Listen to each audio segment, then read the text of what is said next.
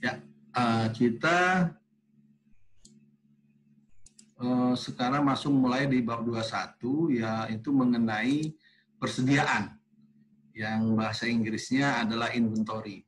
Dari 3 bab ini memang inventory atau persediaan ini mengambil porsi yang terbesar, karena memang ini di dalam audit memberi perhatian yang lumayan banyak, makan jam kerjanya tuh banyak, time consuming, dan nanti kita bahas kenapa dia time consuming dan sangat lumayan sophisticated, sangat antik, sangat banyak itu, yang jelimet kan. Karena memang sifat karakter dari inventory yang demikian. Jadi ini selalu ilustrasi saya gambarkan di gudang, beginilah persediaan itu. Secara awam ada ngeliat ini gudang, ini ada isi barang-barangnya, ini barang-barang gudang. Makanya judulnya adalah siklus persediaan dan gudang, pergudangan. Jadi ada yang salah nulis perdagangan. Itu big difference antara perdagangan dengan pergudangan. Jadi jangan sampai salah. Jadi maksudnya pergudangan itu adalah tempat di mana inventory itu disimpan. Nah, sebelumnya marilah kita lihat bagaimana sebelum masuk ke posisinya persediaan, kita lihat bagaimana bisnis yang ada di perekonomian kita pada umumnya gitu ya. Jadi pada umumnya yang pertama itu adalah bisnis yang sifatnya itu pribadi, usaha perorangan. Yang itu usaha perorangan itu yang sifatnya jasa. Jadi dia tuh cuma jual kemampuan diri, ya kan. Bahasanya itu dia menjual kemampuannya, talentanya, yaitu ya bisa dia mengajar, bisa dia membantu menyuci, dia bisa memberikan jasa pelayanan apa yang sifatnya itu yang jasa yang dia berikan gitu kan. Nah, ini atas orang yang memberikan jasa ini dia tidak punya modal. Modalnya adalah dirinya dengan kemampuannya. Makanya orang ini memberikan jasa ini putarannya melawan arah jarum jam.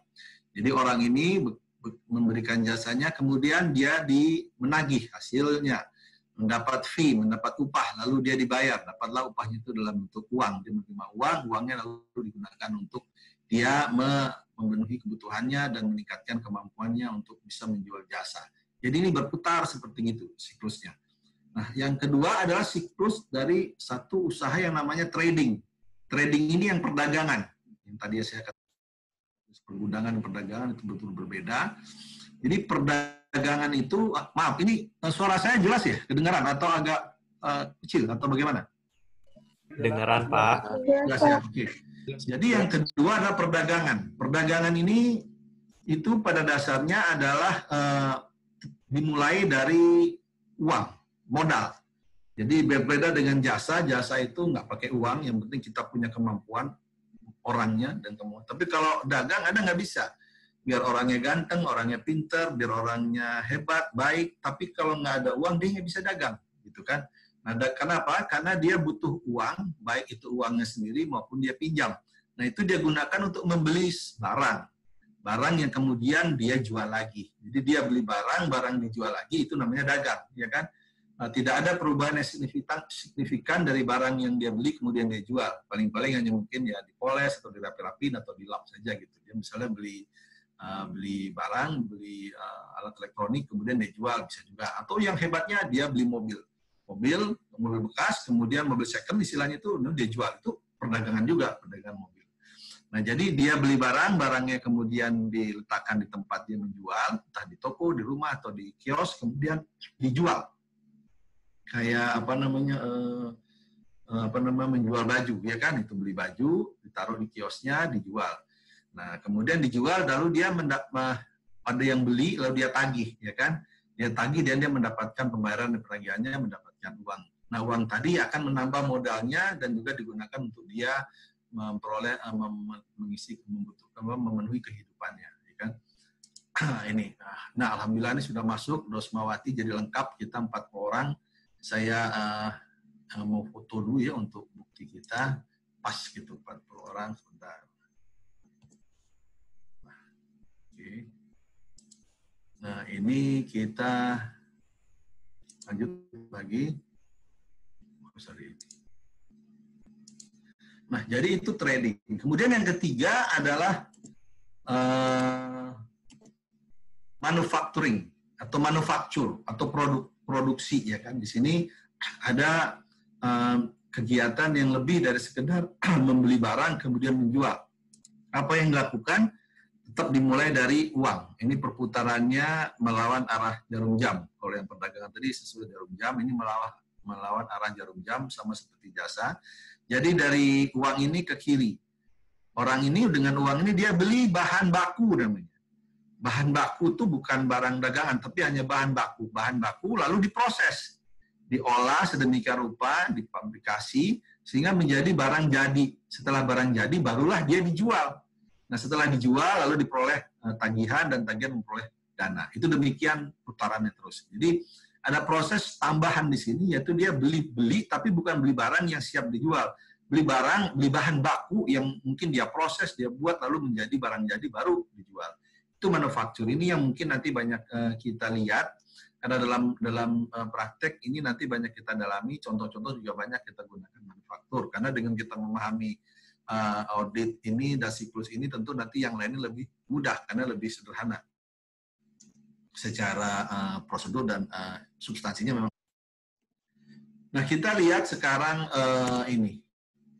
Tadi saya katakan yang bagaimana si perusahaan manufaktur, ya kan, ini gambarnya yang tadi ini sama dengan yang tadi, uang dana dibelikan bahan baku, kas tadi dibelikan bahan baku, kemudian diproses, dikonvert, yaitu bisa diproses menjadi barang jadi, finish good. Finish good itu bukan barang selesai gitu. Jadi Anda menerjemahkannya kalau finish good itu adalah barang jadi. Kalau raw material adalah bahan baku, itu kita sudah demikian menerjemahkannya. Kemudian yang berikutnya setelah jadi lalu diperoleh uang. Nah, kita lihat di sini yang namanya bahan baku, raw material tadi, ya kan? Nah, raw material tadi itu dibelikan. Ini di sini ada yang kuning. Ini kita masuk nih, barang nih, inventory, persediaan. Jadi ada persediaan bahan baku. Jadi bahan baku itu udah mulai ada barang. Dia beli jadi persediaan, kemudian ini kan dibeli. Ini saldo awal, ketika kata kosong, kemudian dibeli, akhirnya jadi saldo awal, kemudian dipakai. Bahan baku dipakai, nah sisa bahan baku yang tidak dipakai itu menjadi persediaan bahan baku akhir, saldo akhir, jadi bahan baku yang kuning. Ini saya pakai ini aja. Nah, ini kelihatan ya, merah-merahnya satu. Jadi ini ending, jadi tadi kita udah masuk ke persediaan. Persediaan yang pertama yaitu persediaan bahan baku, ini yang kuning. Kemudian yang kuning ini akhirnya bersama dengan direct labor, upah langsung maupun manufacturing overhead, ini merupakan unsur dari bahan dasar untuk kita memproduksi. Jadi ada upah bahan langsung, ada upah langsung, ada overhead, ya kan? Biaya overhead. Ini nanti kita makanya ini berkaitan selalu dengan cost accounting. Anda udah dapat cost accounting ya? Akuntansi biaya. Semester ini, Pak. Nah, itu memang ya mudah-mudahan cost accounting-nya bisa juga agak cepat, jadi Anda tidak ketinggalan. Karena yang bagus itu Anda sudah paham cost accounting, jadi auditing-nya bisa lebih mudah gitu. Karena kita tidak harus memahami bagaimana proses akuntansi biaya. Nanti job costing, proses costing, tapi itu sudahlah. Itu nanti porsinya di akuntansi biaya. Di sini kita bagaimana how to audit, tapi dengan mempertimbangkan akuntansi biayanya. Dan juga mengaudit akuntansi biayanya juga kita gitu kan. Melihat bagaimana sistem akuntansi biaya itu bisa pengendaliannya bagus atau tidak. Nah, kemudian bahan baku beserta ini kemudian diolah menjadi bahan setengah jadi. Working process. Bahasa Inggrisnya working process. Persediaan working process. Tapi bukan persediaan pekerjaan sedang diproses. Bukan. Persediaan barang setengah jadi. Jadi itu kita menerjemahkannya. Supaya mudah masuk di kepala kita pemahamannya bahwa ini barang setengah jadi. Belum jadi. Nah, jadi bahan baku memang belum juga apa-apain, kemudian diproses menjadi barang setengah jadi. Nah, ini ada stoknya, warnanya biru di sini.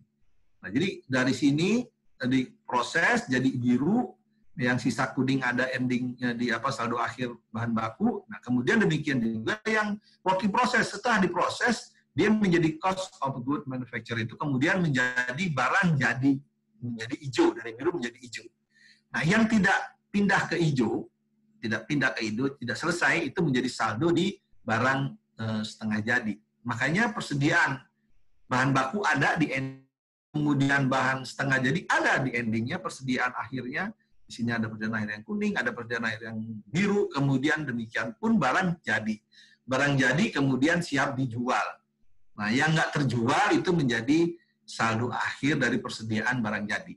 Jadi ini kita udah lihat tuh, persediaan ada persediaan bahan baku, ada persediaan barang setengah jadi, ada persediaan barang jadi, ada sisa persediaan bahan baku, ada sisa persediaan barang setengah jadi, ada sisa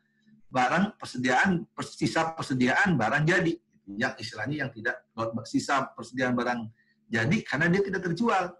Kalau sisa persediaan barang setengah jadi karena dia nggak ikut menjadi proses barang menjadi gitu. Demikian juga yang tersisa di persediaan bahan baku karena bahan bakunya nggak masuk ke proses menjadi barang setengah jadi. Itu kira-kira. Nah, dengan kondisi begini, tentu itulah jadinya akhirnya bahwa pemeriksaan persediaan itu menjadi kompleks, sangat kompleks dan time consuming, makan waktu. Secara garis besar kira-kira kita identifikasi apa saja yang membuat itu demikian menjadi kompleks dan menjadi makan waktu.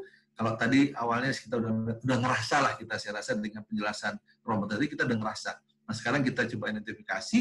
Itu pertama karena largest account, artinya itu akun dari persediaan itu umumnya itu akunnya nilainya besar compare sama akun dibandingkan dengan akun-akun lain di neraca, khususnya di neraca debit, ya kan. Jadi besar dia, jadi porsinya tuh lebih besar daripada akun yang lain. Nah, itu kemudian different location, ini fisiknya. Persediaan itu umumnya disimpan kan tadi di gudang kan, gudang. Nah, gudang itu nggak selalu dekat dengan lokasi perusahaan atau pusat atau apa. Kadang-kadang bahkan gudang itu jauh dari kantor, ya kan. Bahkan di beberapa kota besar itu gudang selalu direlokasikan di tempat di pinggiran kota, ya kan. Dulu ada di Pulau Gadung tuh, kalau ada kan suka ke Jakarta juga, walaupun Anda banyak dari daerah, itu di Jakarta kalau Anda lihat tuh di Pulau Gadung, mereka ada kantor di Cakung, ada gudang. Itu karena dulu Pulau Gadung, Cakung, pinggiran kota Jakarta, situ memang gudang-gudang. Kantornya bisa aja di Tamrin, Sudirman, tapi gudangnya di sana. Nah, itu baru kalau satu. Ada gudang yang bahkan lintas kota, lintas pulau. Ada satu gudangnya di misalnya tempatnya si Sahara tuh di Lok Sumawi, ya. Nih Exxon Mobil, mungkin Sahara tahu, ya kan. Exxon dulu tuh mobil oil di sana. Dulu zaman mobil oil saya auditor di sana, auditor pemerintah. Nah, itu mobil oil. Sekarang udah dibilang Exxon. Itu dia pabriknya ininya di Lok Sukon. Kantor pusatnya di Jakarta, di gedung IKB. Itu kan jauh ke sana. Jadi kalau kita mau cek ini ke sana. Belum lagi di beberapa persediaan di lokasi-lokasi yang melintas pulau, melintas kota. Nah, ini tentu pada saat kita ingin menghitung atau melihat bagaimana mengobservasi persediaan itu untuk mengecek bahwa angka yang di dalam laporan keuangan itu benar, kita kan melakukan audit, nah kita cek fisik. Nah, itu kita harus mengunjungi. Nggak bisa semua kita kunjungi, kita harus pilih. Kalau kita pilih, tentu kita harus pilih yang kira-kira bisa mewakili. Nah, itu kan tentu menjadi kompleks. Dan akhirnya makan waktu juga gitu. Kalau walaupun udah kompleks, nggak bisa disingkat juga, makan waktu juga. Kalau cek fisik kita bisa duduk, mesti lihat. Nah, kemudian yang ketiga adalah difficult to observe dan to value. Artinya tuh susah untuk dilihat dan di value. Maksudnya begini, misalnya persediaan itu kan macam-macam. Ada barang yang solid, ada yang cair gitu. Kalau kayak bahan-bahan kimia aja, Anda misalnya satu ketika harus ingin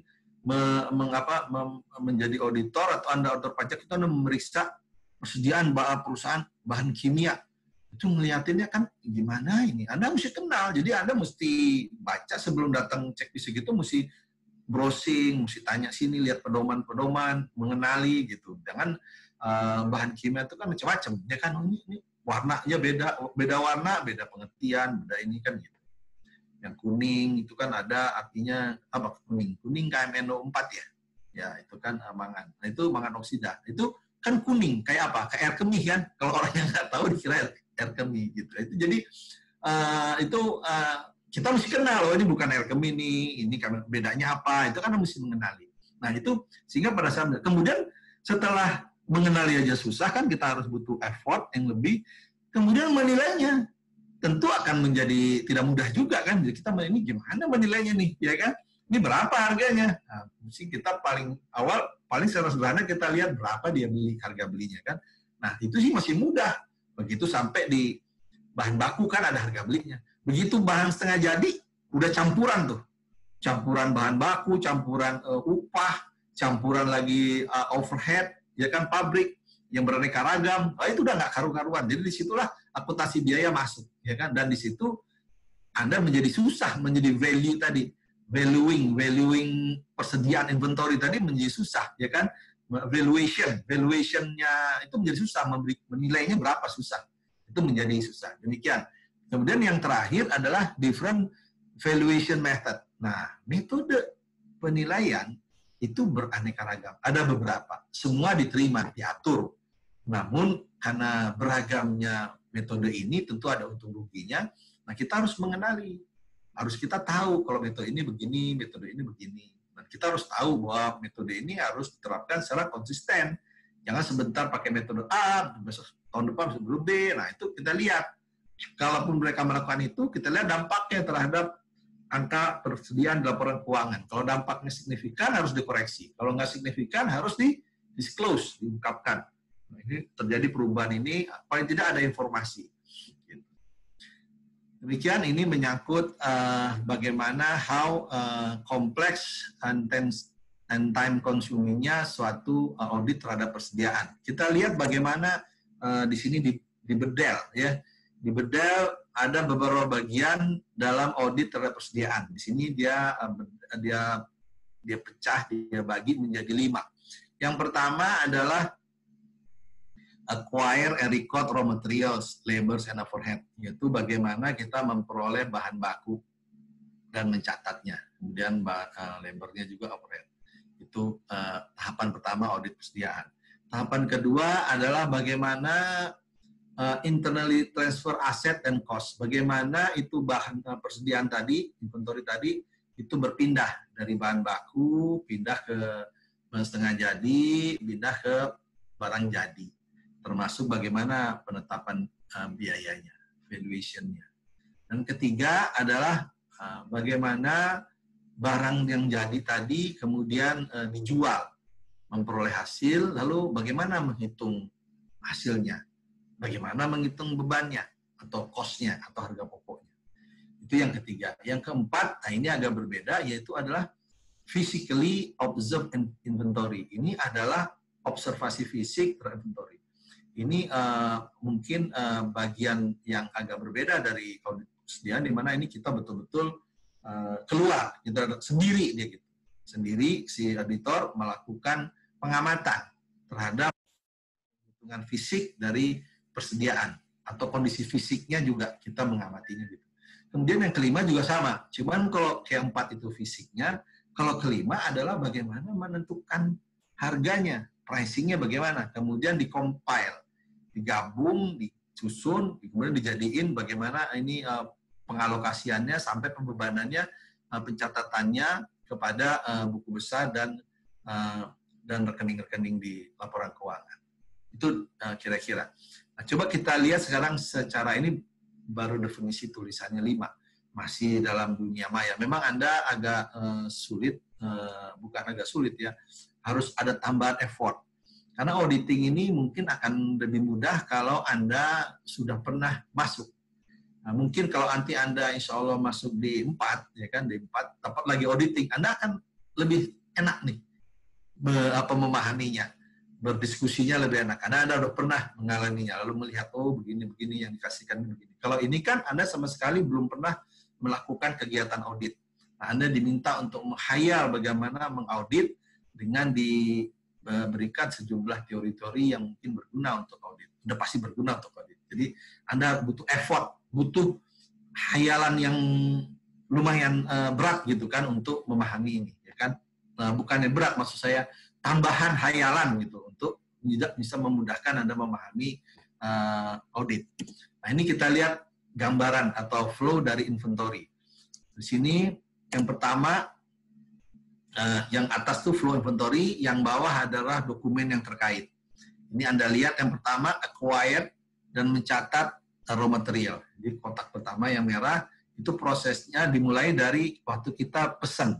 Waktu pesan itu kan ada purchase requisition, pesanan, kemudian itu baru pertanyaan mau mesen. Nah, kalau udah pesennya pakai pembeliannya, purchase order, pesanan pembelian, ada pesan, lalu di purchase order ini dipenuhi, lalu dibeli, dibayar gitu kan, nah, diberi. Kemudian barangnya keluar, dikirim. Nah, barangnya dikirim, ini diterima, ya kan? Receive raw materials, barang diterima, bahan baku diterima. Nah, diterima ini dokumen pendukungnya ada receiving report. Lagi-lagi saya ulangi berkali-kali bahwa receiving report ini adalah sekedar dokumen penerimaan. Jadi Anda jangan terkecoh dengan kata-kata report. Report itu bukan, receiving report ini bukan semacam kayak laporan audit atau laporan keuangan, bukan. Tapi ini sekedar bukti penerimaan barang. Jadi memang namanya menjadi baku menjadi receiving report. Jadi laporan penerimaan barang, ya kan? Nah, diterima. Nah, kemudian ini ada lagi, karena ini barang diterima, kan barang sudah syarat keluar ya. Oke, masuk lagi. Nah, ini ada yang namanya dilengkapi dengan faktur, karena kan tagihan kan sudah yang mau beli, harganya berapa, ini barangnya diterima, ini harganya, tagihan, faktur atau tagihan atau invoice itu dari vendor. Selalu invoice atau faktur dari penjual. Jadi penjual lah yang membuat faktur. Ada faktur dari pembeli, faktur itu dari penjual. Hanya dibilang faktur pembelian itu maksudnya faktur waktu kita beli, dapat dari penjual. Yang buat adalah penjual. Itu maksudnya. Nah, dan kemudian setelah barang diterima, lalu disimpan di gudang. Ini store, itu maksudnya store itu disimpan. Bahan baku disimpan di gudang, disimpan in storage, ya kan, put materials in storage, disimpan. Nah, begitu disimpan, ini ada yang hijau. Kalau yang hijau-hijau ini adalah catatan. Di sini adalah buku pembantu persediaan. Jadi untuk yang metode perpetual, setiap barang masuk itu dibuat buku pembantunya, persediaan. Ini udah mulai ada pencatatan. Nah, ini demikian. Kemudian berikutnya adalah tahapan berikutnya.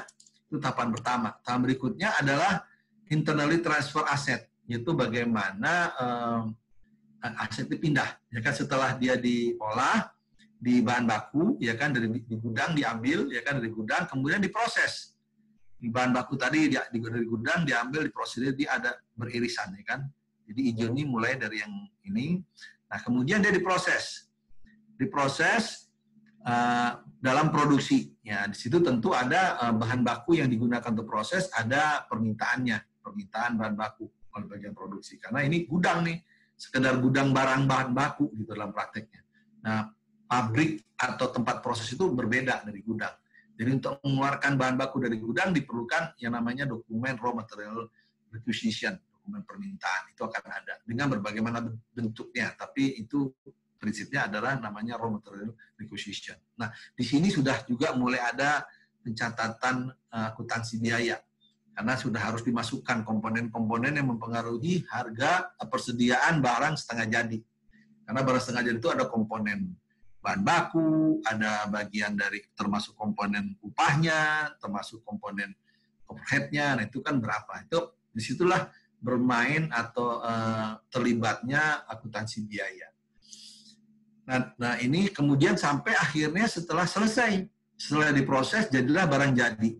Nah, barang jadi selesai, ini diserahkan ke gudang lagi. Tapi gudang barang jadi, berbeda dengan gudang ini. Kalau ini gudang bahan baku, ini gudang barang jadi. Gitu. Barang-barang jadi ini barang yang siap dijual. Nah, ini disiapkan juga catatannya, bukunya, persediaan, buku pembantu persediaannya, atau master file, ini maksudnya buku pembantu. Nah, di sini juga ada cost accounting-nya, karena ditentukan berapa. Kalau tadi barang setengah jadi, itu berapa cost-nya. Setelah menjadi barang jadi, tentu ada tambahan biaya-biaya, khususnya biaya overhead, itu mengakibatkan nilainya menjadi nambah. Gitu, nilai persediaannya lebih tinggi daripada barang setengah jadi. Nah, ini berapa? Dihitung oleh akuntansi biaya. Nah, ini tahapan yang kedua, yang bagian kedua dari audit inventory. Bagian ketiganya adalah pengiriman. pengiriman tentu yang dikirim adalah barang jadi, ya kan? Nah, barang jadi ini dikirim ke penjual. Ada beli karena udah ada pembelian, ada transaksi, lalu dikirim. Nah, dikirim menggunakan shipping dokumen. Shipping dokumen itu adalah dokumen pengiriman barang, ya kan?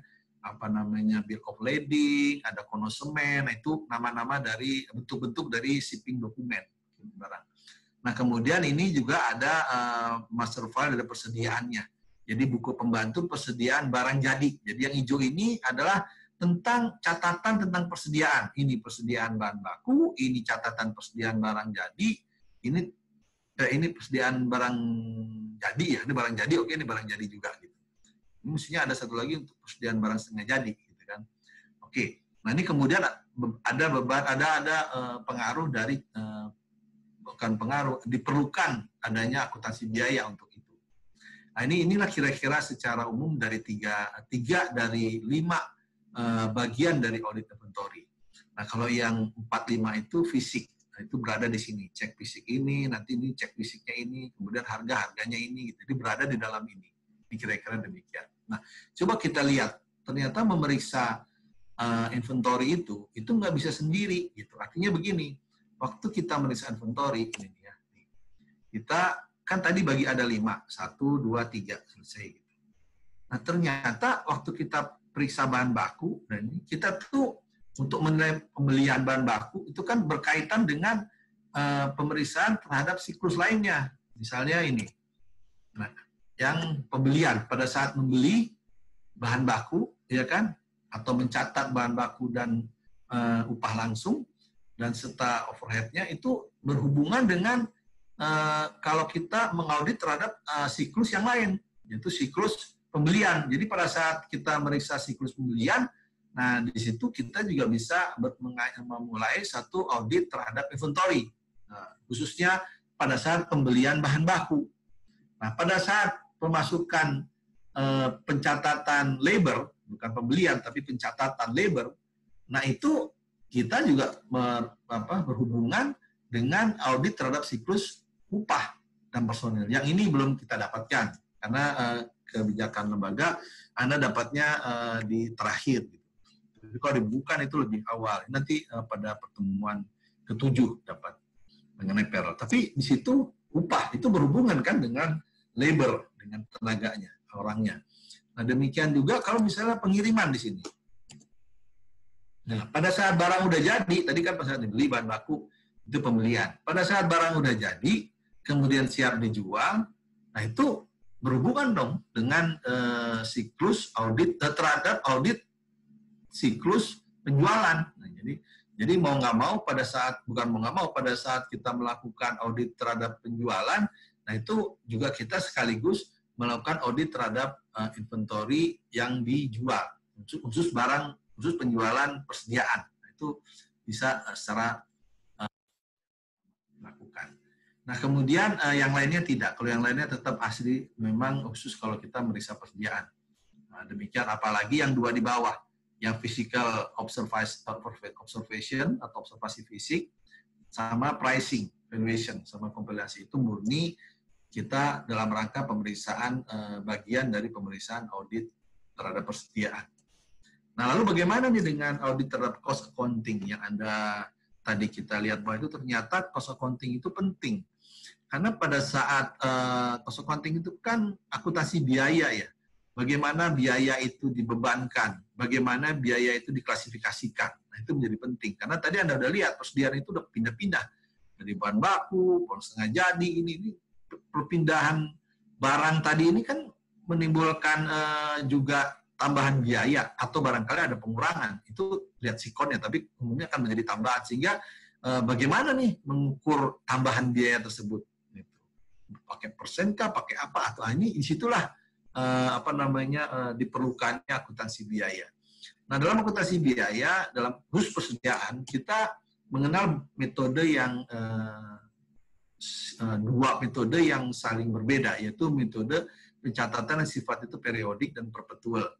Nah, ini Anda harus sudah memahaminya, mungkin walaupun Anda belum selesai dengan akuntansi biaya, tapi kalau ini kan Anda sudah dapat di pengantar akuntansi 1 atau mungkin 2, yang tingkat 1 itu udah ada, sehingga ini dipakai. Makanya kalau di accounting ini, di sini, di auditing ini, Anda nggak bisa berdiri sendiri. Anda mesti banyak referensinya, mesti menghidupkan referensi yang lama mengenai akuntansi. Jadi selalu berhubungan gitu.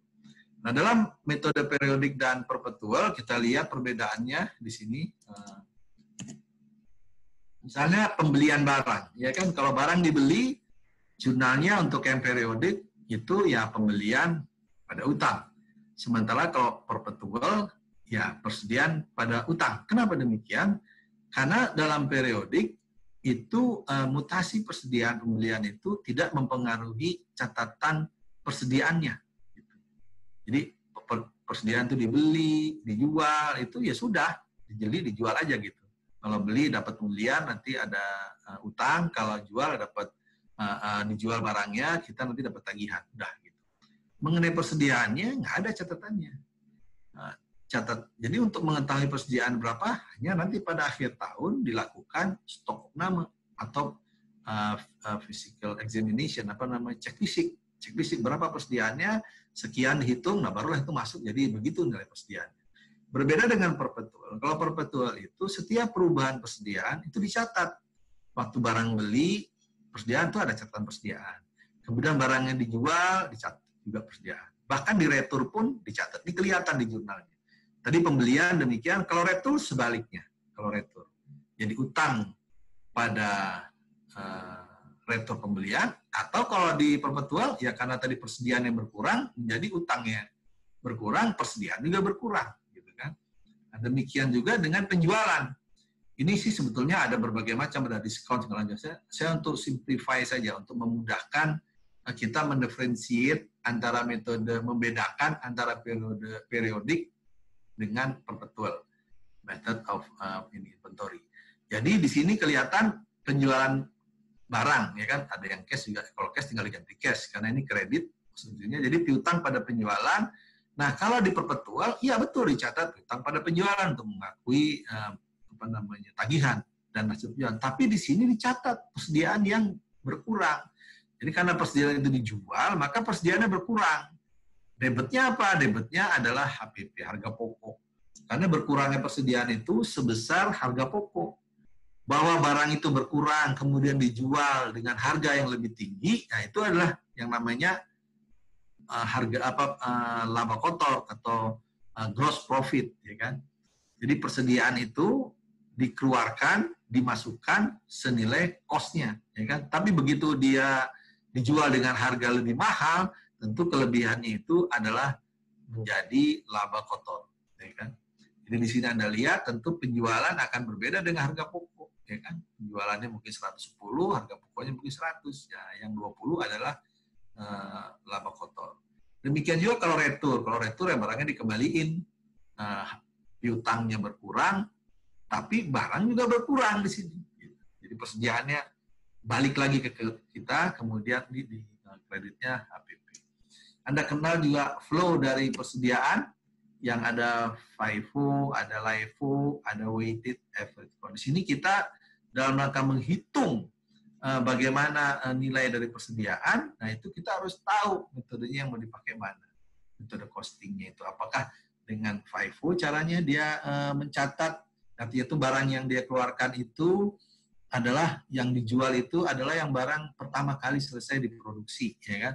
Misalnya setelah jadi, atau ini contohnya sebetulnya perdagangan nih, barang dibeli, setelah dibeli, kalau kita manufaktur, itu barang diproses jadi, setelah jadi disimpan di gudang, terus paling bawah, ya kan, bulan Januari, bulan Februari, bulan Maret. Nah, pas bulan April mau dijual, yang dijual adalah yang jadi di bulan Januari, gitu. Karena yang bulan Februari belum, nanti nunggu gilirannya.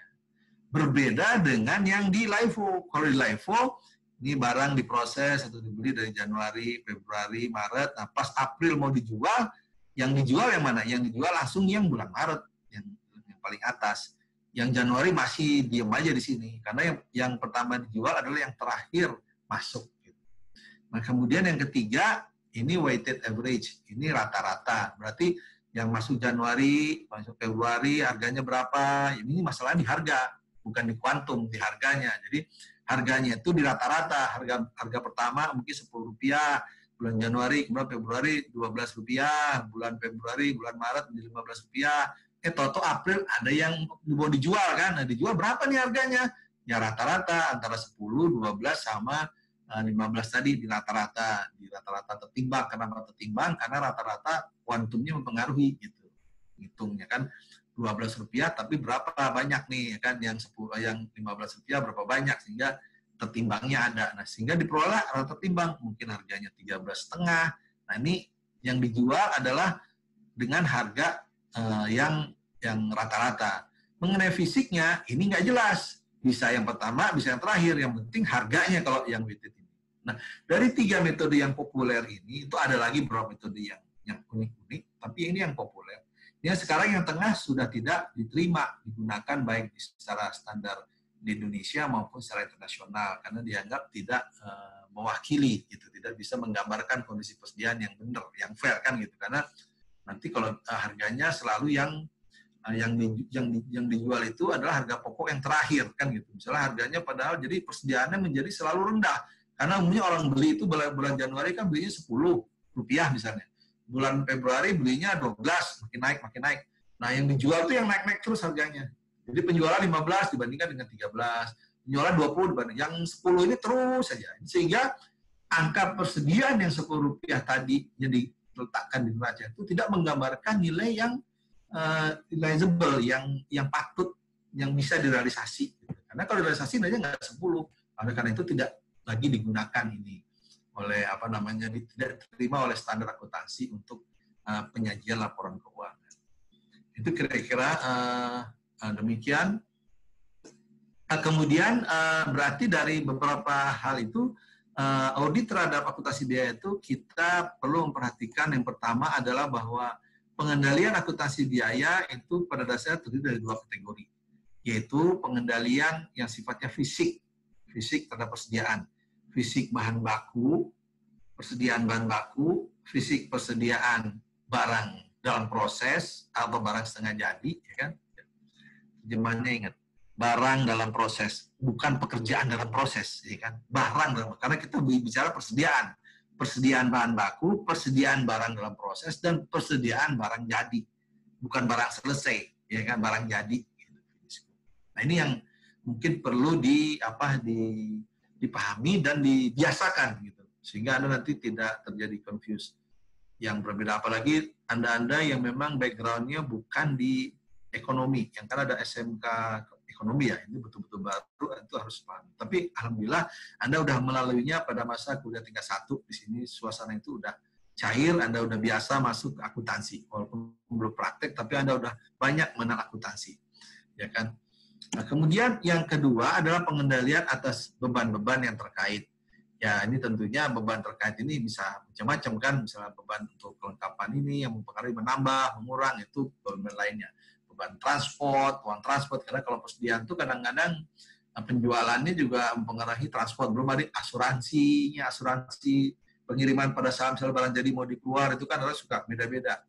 Ini harganya udah termasuk ongkos kirim atau belum? Anda aja kalau pesan ojek, Gojek, GoFood, ya kan? Kemarin anak saya yang beli martabak, ya kan?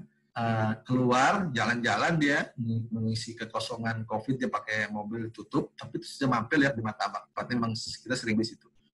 Terus kemarin itu 2 hari yang lalu. Kemarin tadi malam saya beli martabak pakai GoFood, pakai yang sama. Itu harganya jauh berbeda, sampai beberapa ribu lah, berapa puluh mungkin bahkan itu dengan barang yang sama. Ini kan kenapa? Karena ada beban lain-lain tadi. Ini konteksnya mungkin beban transport, atau mungkin ada beban fee dari si Gojek yang membebani kepada si pedagangnya menggunakan fee-nya atau transportnya dan lain-lain. Itu yang dimasukkan beban-beban yang terkait. Nah, kemudian yang kedua adalah tahapan dalam mengaudit akuntansi biaya. Ini yang pertama, kita harus memahami internal control dari sistem akuntansi biaya. Bagaimana sistem akuntansi biayanya? Pengendaliannya bagaimana? Gitu kan? apa ada yang mengerjakan siapa, ada pemisahan fungsi apa enggak, gitu kan, pencatatannya bagaimana, kan itu dokumentasinya. Itu harus kita kenali secara utuh. Ini nanti banyak didalami dari mata kuliah di akuntansi biaya, itu akan lebih dalam. Kemudian menilai bagaimana risiko pengendalian. Audit biasanya kita melihat pengendaliannya. Kalau pengendaliannya risikonya kecil, berarti itu pengendaliannya efektif. Berarti bagus, jadi canggih, tidak banyak penyimpangan yang kemungkinan terjadi, banyak dijaga-jagain. Tapi kalau risiko pengendaliannya besar, tentu kita harus ada effort tambahan sebagai auditor. Ada beberapa pengujian harus kita lakukan untuk memperhatikan kemungkinan penyimpangan. Baik menyangkut error atau misstatement maupun ada fraud. Nah, itu bisa dua hal itu.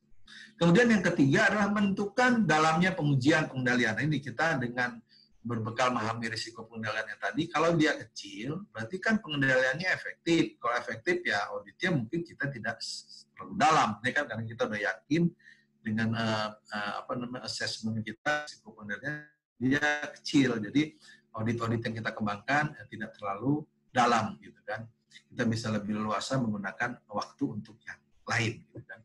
Kemudian yang keempat adalah merancang, ya ini teknik auditnya. Bagaimana test of control-nya, kemudian bagaimana substantive test of transaction, untuk transaksinya substantifnya bagaimana. Ini disesuaikan dengan tujuan audit, ya kan. Tujuan audit kalau yang transaksi berapa? Transaksi ada 6, ya kan, tujuan auditnya. Itu 6 itu pilihan. Boleh dipakai 6-6-nya, boleh dipakai 4, boleh dipakai 5, sesuai dengan kebutuhan, sesuai dengan karakter dari transaksi yang kita periksa. Ada transaksi yang kita periksa kayak persediaan, itu mungkin nggak sampai 6, mungkin hanya 5 gitu. Atau itu demikian. Saldo, kalau persediaan saldo ya. Dia saldo kan 8, nah, bisa dia nggak 8 dia. Nah, bisa dia hanya 7 misalnya. Bisa juga, atau 6. Sesuai dengan karakter dari persediaan. Kemudian berikutnya adalah aspek-aspek yang perlu dipertimbangkan auditor dalam akuntansi biaya, yaitu pertama pengendalian fisik tadi, ya kan, pengendalian fisik terhadap persediaan. Inilah persediaan itu bagaimana pengendalian fisiknya. Jadi kita udah masuk ke persediaan. Kemudian bagaimana dokumen-dokumen pendukung dan juga buku-buku catatannya. Itu tadi apa ledger, general ledger-nya, apa subsidiary ledger-nya atau master file-nya bagaimana. Kemudian buku pembantu persediaan yang perpetual tadi bagaimana. Kemudian daftar harganya, price list-nya itu juga kita harus pertimbangan, kita lihat, kita pastikan kita dapetin gitu, kita dapat dari lokal atau dari mana, atau kalau udah ada kita nilai kan. Nah di sini kalau kita misalnya dalam persediaan kita coba lakukan prosedur analitis. Jadi prosedur analitis itu sekali lagi saya sampaikan tidak menjamin ditemukannya salah saji atau misstatement. Tidak menjamin, bukan menjamin, tidak menemukan adanya misstatement. Tidak menemukan adanya overstatement, tidak menemukan adanya understatement, tidak. Gitu. Tapi dia mengindikasikan adanya kemungkinan terjadi salah saji, namanya disebut possible misstatement. Itu makanya kenapa? Karena langkah-langkah yang dilakukan dalam prosedur analitis adalah membandingkan, comparing sama relationship, ya kan? Menghubung-hubungkan, ya kan, relating antara satu prosedur dengan yang lain, antara satu rasio dengan yang lain. Bagaimana nih hubungannya nih?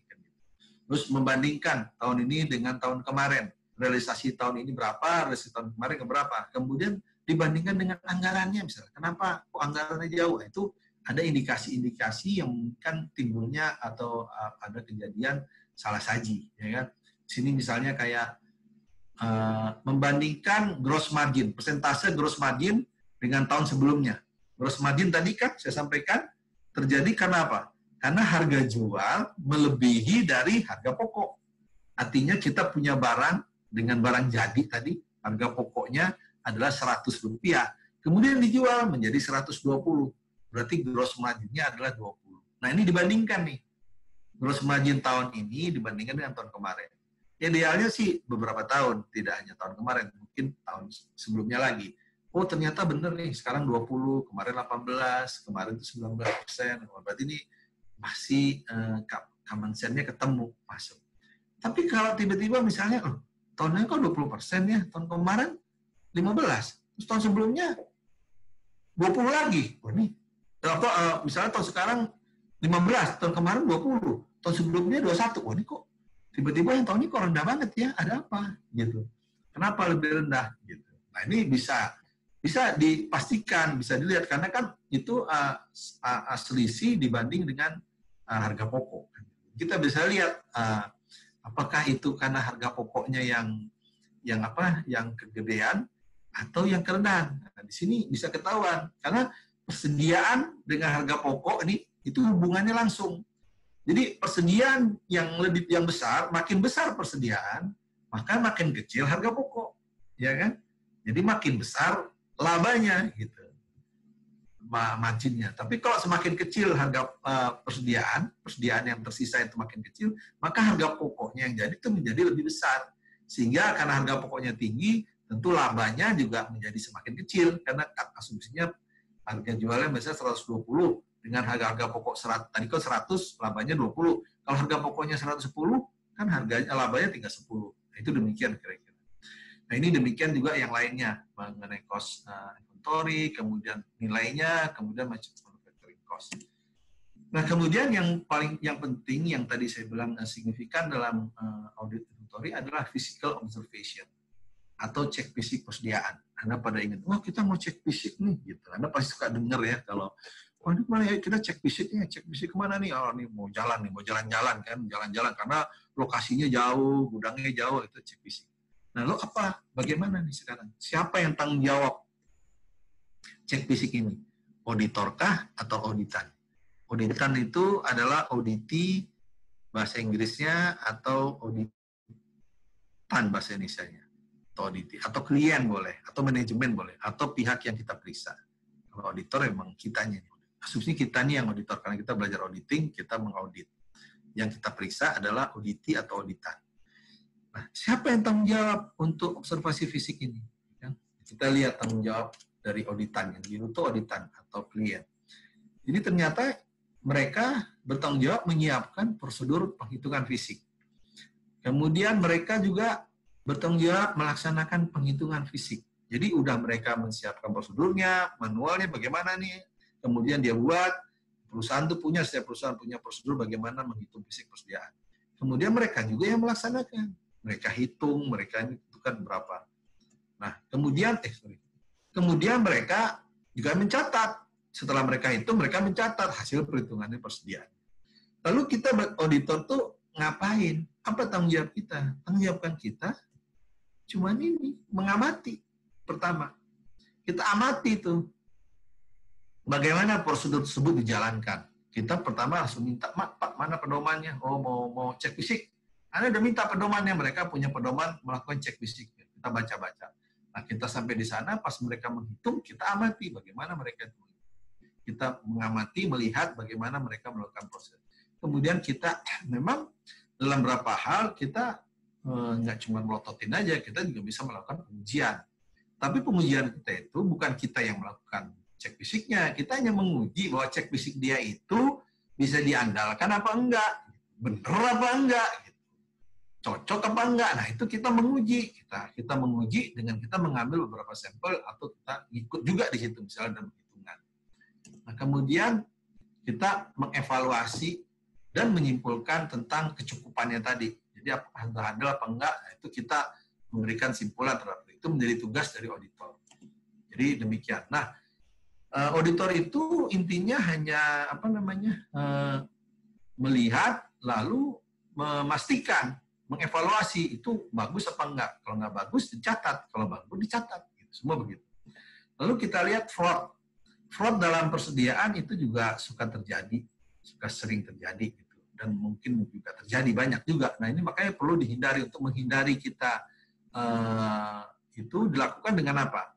Jadi bukannya fraud-nya yang kita hindari, artinya kita menemukan fraud itu gitu. Supaya kita tidak luput dari menemukan fraud, itu yang paling bagus bu statement. Supaya kita luput dari menemukan fraud, itu kita harus yang pertama harus hadir.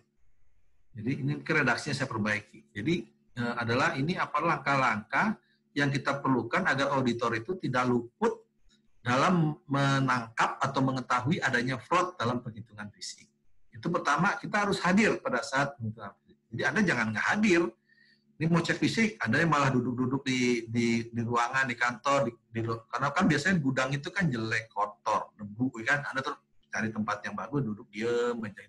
Wah, itu tidak akan menemukan apa-apa, namanya tidak penyimpangan atau kecurangan tidak akan bisa kelihatan. Jadi Anda harus hadir di situ. Kemudian yang kedua, kita mengamati bagaimana mereka menghitungnya. 1, 2, 3, 4, 7.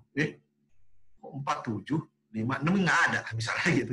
Itulah salah satu mengapa kita perlu mengamati kan gitu.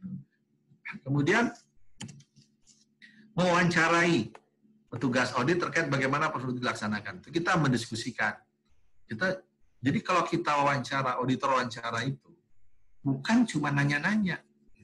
Kayak orang nanya-nanya si A, anak siapa, begini. Enggak, bukan. Kita tuh wawancara itu sekaligus menilai apakah orang-orang yang bekerja itu orang yang paham, yang pinter, yang mengerti dengan barangnya, mengerti cara ngitungnya gitu. Jadi Anda ngasih, oh ini orang-orang, oh jago nih orang nih, ngerti nih.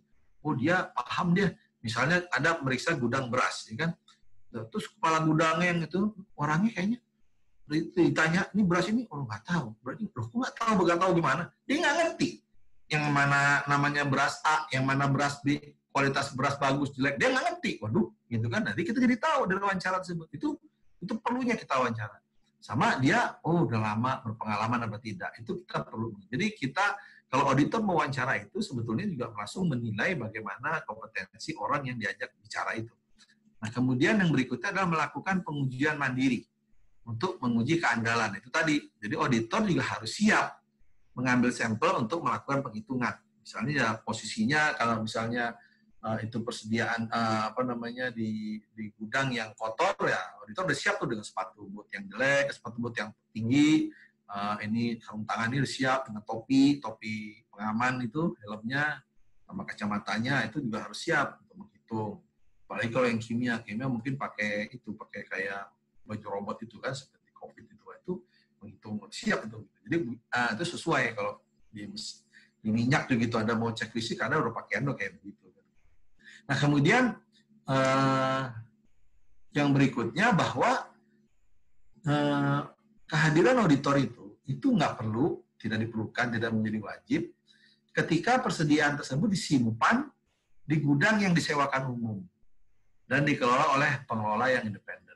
Nah ini tentu tidak perlu karena kita bisa mengandalkan laporan dari pengelola yang independen. Kita tinggal minta laporan ke dia catat, sambil kita barangkali perlu menilai kompetensi dan reputasi. Karena orang independen ini kan ada yang asal-asalan, ada yang memang keren. Makanya ada barang, ada harga. Ya kan? Anda kalau naruh barang kok di gudang aku harganya mahal ya, di gudang yang B lebih murah, kita pakai B nanti dulu. Kita mesti lihat, jangan-jangan yang B itu kenapa dia murah? Karena ya gudangnya jelek, banyak bolong-bolong dindingnya, temboknya, kemudian juga mungkin yang ngawasi juga nggak ada, security-nya nggak banyak, itu hanya beberapa orang. Nah itu beda dengan misalnya gudang yang bagus, itu gudang yang bagus, wah itu gemboknya bagus, temboknya catnya bagus, kemudian ada ventilasi udaranya, barang kita tuh jadi awet, nggak berdebu. Nah itu nah situ kita perlu menilai itunya saja, gitu. Ngelihat oh ini gudangnya ini bagus, kalau bagus kita kirim. Jadi kita nggak perlu harus hadir pada saat menghitungnya. Angka yang berapa sebenarnya terserah. Kenapa orang nggak mungkin kan secara umum statistik juga kan nggak mungkin orang mau menyimpan barang lebih banyak dari yang dibayar sewanya kan. Misalnya saya menyewa gudang untuk menyimpan mobil saya ada 10 gitu. Tapi di dalamnya saya simpan 15. Yang punya gudang ya nggak mau kan. Wah, masa bayar 15 dong kan gitu. Jadi itu makanya tidak perlu kita cek fisik ke sana ada 15 mobil apa berapa, percaya aja dari laporan ini dalamnya ada 10 ya udah benar gitu kan. Itu kira-kira menyangkut bagaimana pengenalan terhadap physical observation. Nah, ini bagaimana kita melakukan auditnya. Seperti biasa, itu kita buatkan audit programnya. Programnya tentu yang pertama ditentukan adalah tujuan auditnya. Tujuan auditnya karena ini adalah tentang physical inventory observation, tentang saldo persediaan, maka ini adalah pengujiannya, tekniknya test of detail balance, TDB. Nah, tujuannya TDB atau saldo ini ada berapa? Ada 8 kan? 8. Nah, ini kayaknya di sini nggak 8 nih. Nah, ini kelihatan itu. Dan cuma 1, 2, 3, 4, 5, 7. Cuma 7. Jadi ada satu yang nggak yang tidak masuk, detail tie-in barangkali ya, atau apa gitu. Itu kan 8 satunya nggak masuk. Nah, jadi kita lihat ini. Misalnya saldo yang pertama, eksistensinya. Lihat, ini seperti biasa, sama seperti siklus-siklus yang lain. Kalau persediaan, ya di sini persediaan yang tercatat itu benar-benar ada. Jadi jangan sampai kita ada nyata persediaan yang fiktif, ya kan, yang barangnya nggak ada, gitu kan. Jadi kita bisa, di sini kan komennya gini, bisa menemukan adanya barang-barang yang nggak ada, tapi dicatat sebagai persediaan. Persediaannya fiktif, kan, gitu, kebanyakan. Nah, ini perlu juga diobservasi movement dari inventory. Kemudian yang kedua, completeness. Demikian juga seperti pada pengujian yang lain, saldo yang lain. Ini kelengkapannya adalah menguji keadaan persediaan. Jadi persediaan yang ada itu dihitung, kemudian dipertanggungjawabkan, angkanya lengkap ada. Jadi nggak ada yang hilang. Nah, gitu. Makanya itu kira-kira maksud dari completeness. Ya kan? Ini kemudian yang ketiga adalah akurasi. Kalau akurasi ini adalah barang-barang persediaan itu dihitung dengan benar. Makanya kita mengadakan recount, penghitungan ulang, food juga menjumlah, lalu membandingkan fisiknya. Nah, ini kita harus lihat, memastikan apakah pengujian physical examination atau cek fisik itu udah cukup memadai apa enggak, atau masih lemah. Gitu. Itu kita lihat di situ. Kemudian berikutnya klasifikasi, ini untuk memisahkan mana yang persediaan bahan baku, mana yang persediaan barang setengah jadi, barang dalam proses, sama ya, barang setengah jadi, barang dalam proses, sama gitu. Tapi jangan bilang pekerjaan dalam proses. Tulisannya work in process, tapi barang dalam proses atau barang setengah jadi. Dan finish good. Kemudian apakah demikian? Berikutnya adalah cut-off. Kalau cut-off ini seperti juga dalam audit yang lain adalah tujuannya untuk memastikan bahwa persediaan itu transaksi-transaksinya, penjualannya, pembeliannya itu dicatat pada waktu periode yang sesuai gitu kan. Jadi jangan yang tahun 2011 di akhir 2011 ternyata dibukukan sebagai di 2012. Demikian sebaliknya, jangan di 2012 dimasukkan menjadi 2011. Itu tujuannya itu. Makanya di sini dilihat shipping document number. Jadi kalau ada, ini salah satu tekniknya. Pada saat Anda mau memastikan cut-off, jangan sampai persediaan yang Desember itu nggak masuk, gitu kan? Atau yang Desember itu jangan sampai persediaan yang udah keluar itu di Desember masih hitung gitu. Itu lihat pengirimannya. Jadi kalau ada dokumen pengiriman pada tanggal-tanggal 30 Desember, tanggal 31 Desember, itu udah nggak bisa barangnya dimasukin. Karena itu barang udah maunya harusnya dijual gitu. Jadi kalau barangnya masih ada di dalam gudang, itu kalau ternyata dia udah ada shipping dokumennya, dia nggak bisa dihitung lagi sebagai barang kita.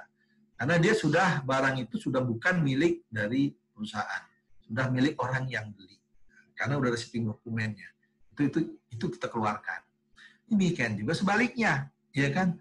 Kalau ada dokumen penerimaan barang di tanggal 30, tanggal 31 Desember, itu walaupun barangnya belum ada, kita harus akui gitu.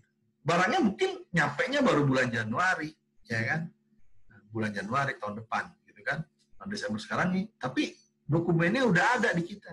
Dokumen penerimaan barang. Berarti barang udah diterima nih, tapi diterima tanggal 30, tanggal 31. Nah, barang sisi fisiknya belum ada, itu harus diakui sebagai kita. Karena kita sudah punya barang itu, gitu. Walaupun fisik barangnya belum masuk. Selisih import, saya koreksi.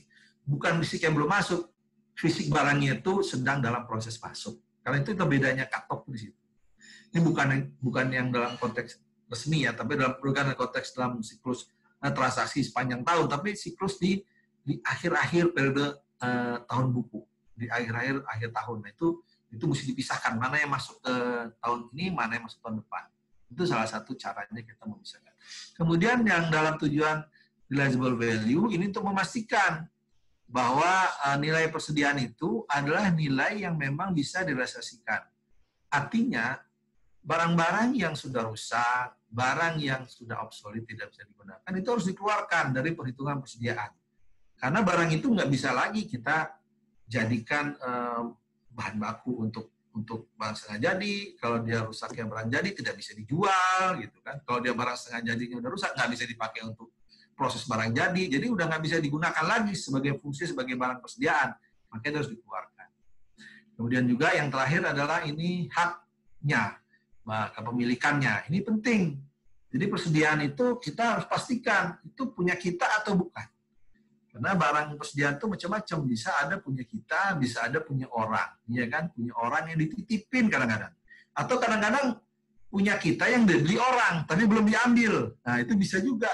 Contohnya saya dulu kan pernah direksi di satu perusahaan BUMN anaknya gula, ya kan? Kita punya kebun, punya pabrik gula. Jadi dari kebun tebu diolah, baik rakyat maupun kita juga punya, lalu kita jadikan gula. Setelah jadi gula, nah itu kita jual. Nah, karena kita gulanya besar, waktu itu setiap tahun kan 50.000 ton sampai 60.000 ton. Nah itu dijualnya ke pedagang besar, nggak mungkin kita pedagang kecil, nggak mungkin. Jadi tahapannya sesuai dengan channel of distribution kan, dari pabrikan jual kepada distributor jual kepada grosir kepada retail. Nah, kita jualnya kepada distributornya pedagang besarnya. Jadi kan karena kita jual minimal 2.000 ton. 2.000 ton atau sekitar atau paling nggak 60 atau lebih dari itu. Kadang katakanlah kita jual nih misalnya 6.000 ton. 6.000 ton, nah kan 6.000 ton itu dibeli sama dia, sama si A beli. Setelah dia beli, nah itu nggak langsung dia ambil. Memang dia bayar. Kalau di gula beda dengan beli yang lain. Gula itu kalau Anda lelang dijual laku, langsung bayar.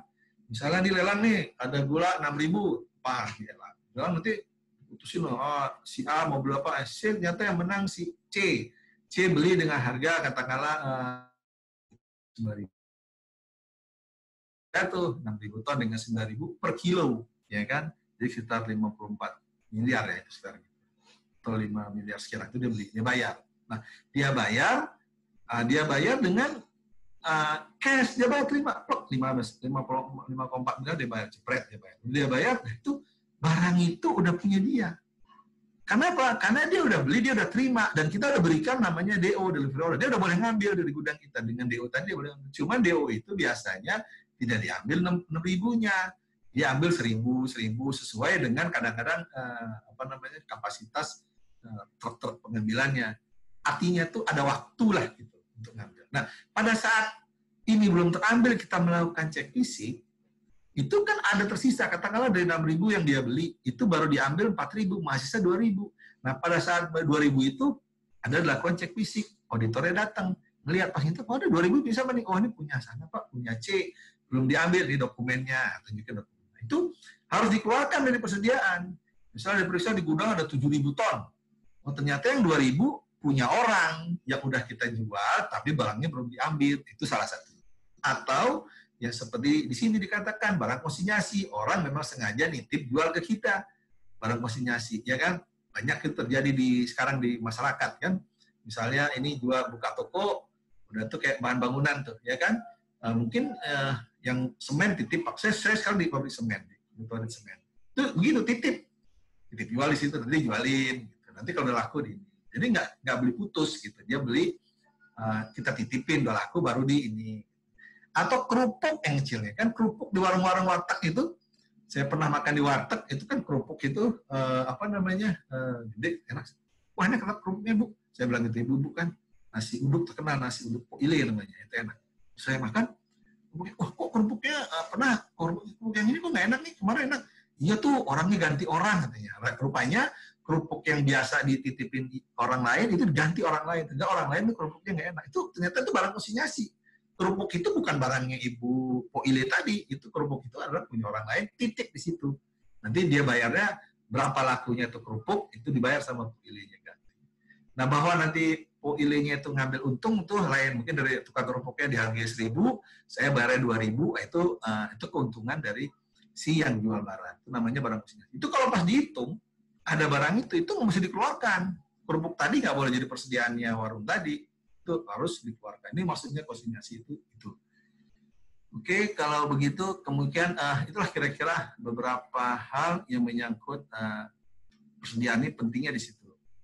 Kemudian yang berikutnya adalah yang kelima, yaitu bagaimana bagian dari audit persediaan itu menyangkut pricing dan compilation.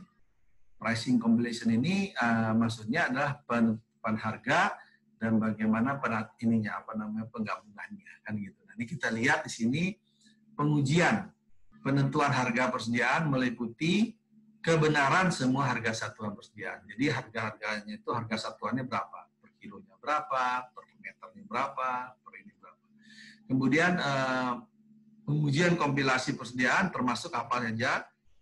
Gabungan ini termasuk misalnya penghisaran akun persediaan, mana yang masuk persediaan bahan baku, mana yang persediaan barang setengah jadi, mana yang persediaan barang jadi.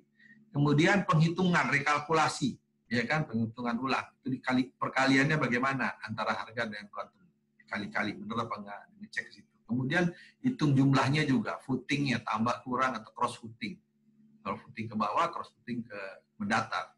Dan terakhir adalah ya ini detail tight in-nya itu, jadi penelusurannya, tracing-nya, jadi menelusurinya ke buku besar, apakah sudah dicatat nih, buku pembantu ini sesuai dengan besar, nyambung semua, akhirnya setelah jumlahkan angkanya sama dengan inventory secara keseluruhan di dalam neraca. Itu memastikan itu.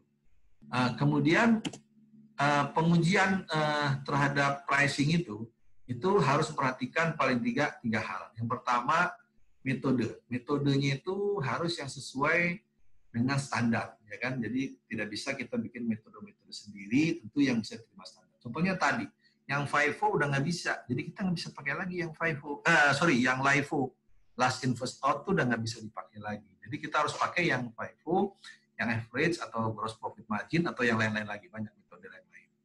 Tapi yang semuanya bisa diterima oleh standar.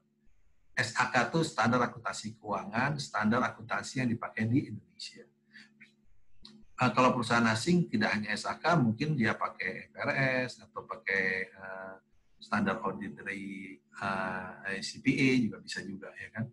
Kemudian implementasinya harus konsisten. Jadi standar metode yang dipakai harus secara konsisten dipakainya. Jadi kalau ada perubahan, misalnya tahun lalu pakai metode A, kemudian tahun ini pakai metode B, maka harus dilihat dampaknya terhadap penyajian laporan keuangan. Kalau dampaknya signifikan, maka harus dikoreksi. Kalau tidak signifikan, dikasih catatan. Catatan begini, kenapa dilakukan, nah, ini diberikan. Dan itu pertimbangannya harus dalam. Karena kalau tidak opini, kan Anda memberikan opini wajar, padahal terjadi perubahan-perubahan metode. Itu penting sekali untuk memastikan itu tidak memberikan dampak yang signifikan. Kemudian cost and market value. Ini dalam rangka untuk memastikan replacement cost-nya dan net realizable value. Artinya persediaan itu harus ditentukan net realizable value-nya. Itu bagaimana dia akhirnya bisa direalisasi. Bagaimana bisa dia dipertukarkan. Itu replacement cost. Jadi intinya realisasinya gimana sih? Kenyataannya bagaimana sih? Makanya ada cost or market whichever low, ya, kombil. Jadi kita menilai persediaan ini berdasarkan harga perolehannya atau harga pasarnya, ya kan? Ternyata yang dipakai adalah harga mana yang lebih rendah, karena yang rendah itu yang dianggap bisa mewakili. Karena walaupun harga pasarnya tinggi, tapi ternyata cost-nya ini ya pakai cost-nya rendah sekali. Demikian juga sebaliknya. Nah, itu beberapa pertimbangan dalam audit terhadap ini. Nah, karena itu dalam melakukan prosedur audit atau audit programnya, kita buat lagi begini. Kan? Seperti biasa, karena ini menyangkut inventory pricing, kalau tadi kan inventory check basicnya, jadi ini tetap menyangkut saldo, maka test inventory balance-nya, tapi menyangkut inventory pricing. Nah, ini pun nggak semua yang dipakai, ini yang dipakai hanya detail tied-in, kemudian existent, kalau tadi detail tied-in nggak dipakai ya, kalau ini dipakai, Existence, kemudian ya ini 7 nih. Completeness, accuracy, classification, realizable value, dan right, ya kan. Nah ini misalnya kita lihat, nah ini kan yang pertama detail type ini bagaimana inventory itu masuk dalam daftar, ya kan, daftar persediaan. Kemudian daftar persediaan ini dilakukan penghitungan, ya kan. Setelah penghitungan kemudian dicocokkan dengan buku besarnya. Ya, buku besarnya ternyata nyambung semua. Nah, itu compilation. Dihitungkan food itu menghitung, kemudian di trace, ditelusuri, ya kan. Nah, kemudian yang berikutnya adalah eksistensi. Eksistensi ini persediaan itu yang sudah tercatat di dalam daftar persediaan itu betul-betul ada, ya kan. Makanya di sini bagaimana catatan penghitungannya, ya kan, menggunakan internet atau enggak, ya kan. Ini bagian dari cek fisik, ya kan, eksistensi. Kemudian completeness. Kalau completeness ini adalah inventory itu bagaimana inventory yang ada tadi itu sudah masuk dalam daftar inventory, sudah tercatat semuanya. Kan accuracy juga begitu. Kalau accuracy bagaimana inventory yang ada di dalam daftar persediaan tadi itu memang sudah dihitung dengan benar. Bagaimana pengaliannya, harga dikali dengan kuantumnya, pricing testnya bagaimana. Kemudian klasifikasinya juga, yaitu mana yang raw material, mana yang barang setengah jadi, mana yang barang jadi. Kemudian realizable value, ini tadi, mana untuk memastikan nih, mana yang lebih rendah antara harga pokok dengan harga jual. Kemudian yang mana, sehingga kita mengetahui bahwa harga persediaan yang dicatat di dalam daftar itu adalah senilai-nilainya seperti nilai yang dapat direalisasi, sesuai dengan nilai yang dapat direalisasikan. Kemudian mengenai hak tadi, ya ini hak tadi, itu tadi supaya dipastikan bahwa ini pemiliknya milik kita. Ini kan dibilang review kontrak dengan supplier. Yang tadi yang kejadian saya tadi. Jadi barang dijual tapi barangnya belum diambil, lah itu seperti itu. Nah itulah kira-kira yang menyangkut bagian kelima dari pemeriksaan persediaan. Terhadap persediaan tersebut tidak bisa berdiri sendiri, ya kan. Tadi kita lihat ternyata pembelian bahan baku itu berkaitan nih, ini audit persediaan, ya kan. Ternyata pembelian bahan baku itu berkaitan dengan di sini nih. Nah, dengan siklus pembelian. Terus penjualannya berkaitan dengan siklus penjualan. Ini kelihatan ya merah-merah saya ya? Halo? Kelihatan, Pak. Kelihatan, Pak. Ini saya takut, saya ingat nih kelas ini kalau nggak salah yang hilang setengah jam ya. Saya ngomong nggak didengar. Iya, Pak. Iya, saya khawatir itu. Mudah-mudahan nggak terjadi lagi. Jadi ini penjualan. Kemudian siklus audit terhadap siklus persediaan ini juga berhubungan dengan yang tadi, dengan siklus terhadap upah. Ini yang memang belum kita bahas karena kita topik ke-7 baru minggu depan. Tapi paling tidak di dalam topik itu berkaitan dengan bagaimana dalam persediaan untuk menilai barang setengah jadi. Anda lihat, ya kan? Jadi audit terhadap siklus persediaan ini berkaitan dengan siklus lainnya. Dalam rangka apa? Dalam rangka menentukan nilai persediaan. Nilai persediaan yang hijau-hijau ini. Persediaan di bahan baku, persediaan di work in process, atau barang dalam proses, atau barang jadi, finish good. Ya, komponennya ada lihat banyak nih. Biru ini mana? Saldo awal ditambah pembelian, kemudian dikurangi saldo akhir. Dan dapat saldo akhir, akhirnya dapat bahan baku yang digunakan. Bahan di sini saldo awal setengah jadi, kemudian tambah direct labor. Nah ini makanya perlu cost accounting, ya, tambah direct labor, tambah raw material yang di sini, kemudian tambah indirect labor, sama tambah lagi manufacturing overhead yang lain, baru dikurangi saldo akhir. Dapatlah cost of good, harga pokok produksi. Harga produksi ini masuk menjadi penambah dalam barang jadi. Tambah saldo awalnya, dikurangi saldo akhir, sehingga dapatlah harga pokok penjualan. Jadi harga pokok produksi adalah keluaran dari barang setengah jadi, menjadi masukan untuk barang jadi, dan barang jadi ini gitu selesai, keluarannya adalah harga pokok penjualan, siap untuk dijual. Itu dijual ya tentu berapa? Harga pokok penjualannya 12, dijual ya jangan 12 dong.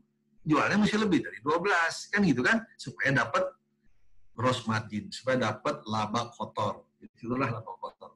Nah, ininya. Nah, di gambar ini kita lihat fokus pengujian dari dari siklus persediaan dan gudang ini adalah paling tidak ada 5 ya, 4. Satu, catatan akuntansi biaya. Jadi betapa pentingnya itu catatan akuntansi biaya karena di sini tadi mana ini masuk kemana, ini bebannya kemana, berapa. Jadi tidak cukup hanya bukti saja. Kalau bukti hanya bukti pembelian ya kalau raw material bisa, tapi kalau udah barang setengah jadi kan udah dilibat, itu nggak bisa ya kan. Butuh mekanisme dalam akuntansi biaya. Kemudian cek fisik yaitu di sini raw material. Ini juga cek fisik juga barang setengah jadi, kita lihat juga gitu, barang jadi juga memang utama, tapi raw material sama barang jadi untuk cek fisik. Ini kan misalnya barang setengah jadi ini butuh talenta khusus untuk memahaminya kan gitu. Tapi Anda sebagai auditor harus mencari cara bagaimana mengenalinya minimal gitu, supaya Anda bisa memastikan bahwa itu wajar gitu kan. Kemudian harganya, nah, penentuan itu udah mulai harga mulai di sini, sudah mulai dari mulai sini juga sudah mulai ada nih. Dari awal sudah ada sih harga pokoknya. Beli harga bahan bakunya kan berapa, masuk yang berapa, yang menjadi material yang digunakan jadi berapa, kemudian harganya orangnya, direct labor, overhead-nya berapa, udah masuk. Kemudian kompilasi saldo akhir persediaan. Nah, ini di saldo akhir. Penggabungan ini bagaimana? Gitu kan. Kira-kira menyangkut persediaan, ada yang mau ditanyakan? Inilah mengapa makan porsi sampai hampir 1,5 jam ya, ini udah 1,5 jam, jadi kita tinggal 1 jam lagi ya, 1 jam lagi untuk 2 topik yang lain. Nah, itu mudah-mudahan tidak banyak karena memang dia porsinya agak besar. Nah, sebelum masuk ke capital acquisition, saya mau jeda sebentar, mau ngisi mau lengkapi di wiki pajak. Saya akan harus sampaikan soal-soal untuk wiki pajak nanti untuk dikerjakan dan untuk dikumpulkan gitu ya. Sebentar saya break dulu.